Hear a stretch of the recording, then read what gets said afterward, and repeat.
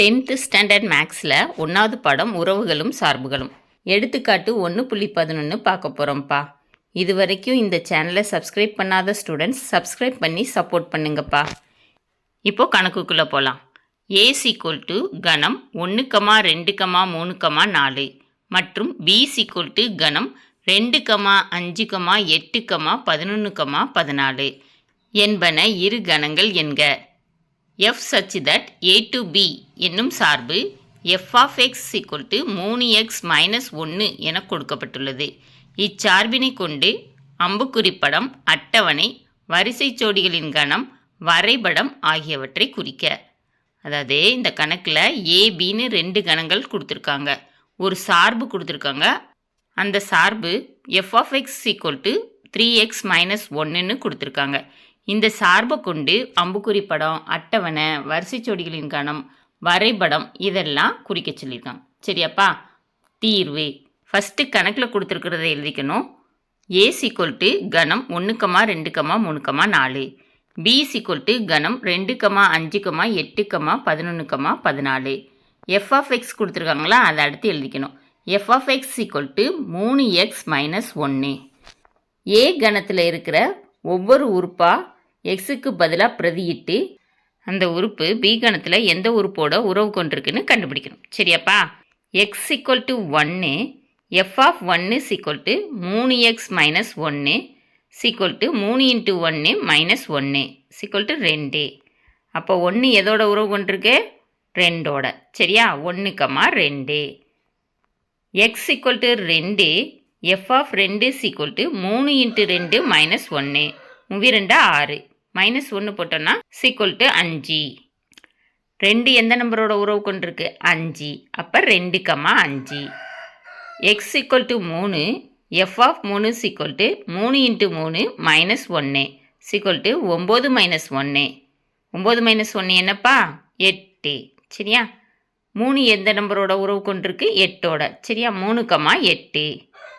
x 4, f of 4 3 × 4 -1 முன்னாங்க 12 12 - 1 11. 4 எந்த நம்பரோட உறவு கொண்டிருக்குன்னா 11. சரியா? 4, 11.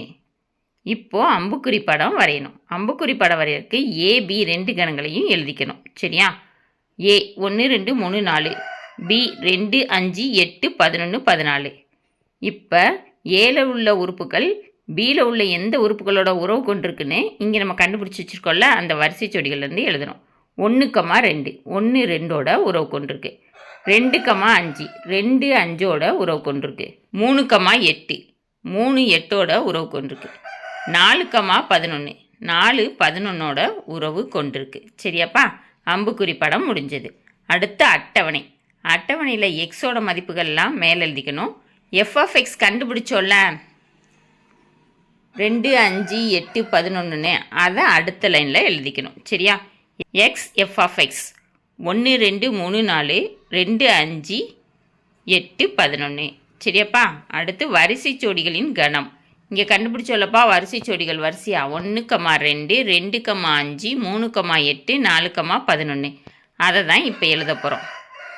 எஃப் கணம் 1, 2 2, 5 3, 8 4, 11. 4th சப்டிவிஷன் வரைபடம். வரைபடம்னா கிராஃப். சரியாப்பா? இப்போ எக்ஸ் அச்சு ஒய் அச்சு வரைஞ்சிக்கணும். எக்ஸ் அச்சில் 1, 2, 3, 4, 5ன்னு குறிச்சிக்கணும். ஒய் அச்சில் 2 அடுக்குகளாக எழுதணும். 2, 4, 6, 8, 10, 12ன்னு குறிச்சிக்கலாம். ஏன்னா வரிசை ஜோடிகளில் 2வது வர்ற உறுப்புகள் 2ஓட மடங்குகளாக பாதி இருக்குது. சரியா? அதனால் அப்படி எழுதிக்கலாம். சரியாப்பா? எக்ஸ் அச்சு ஒய் அச்சு 0 1, 2, 3, 4, 5 ஒய் அச்சில் 0 கொடுத்து 2, 4, 6, 8, 10, 12. சரியா? இப்போ 1, 2 குறிக்கணும்.